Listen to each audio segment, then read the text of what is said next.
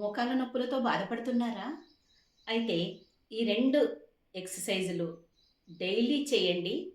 మీరు మోకాళ్ళ నొప్పుల నుంచి రిలీఫ్ అవుతారు. చూడండి, 2 చేతులు ఇలా పెట్టుకోండి.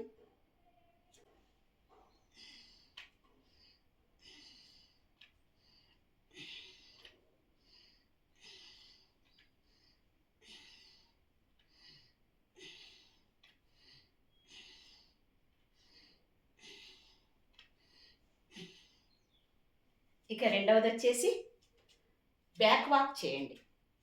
చూడండి,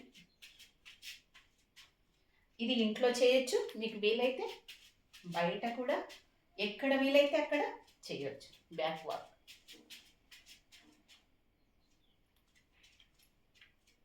ఇలా కూడా చేతులు పెట్టుకొని చేయొచ్చు.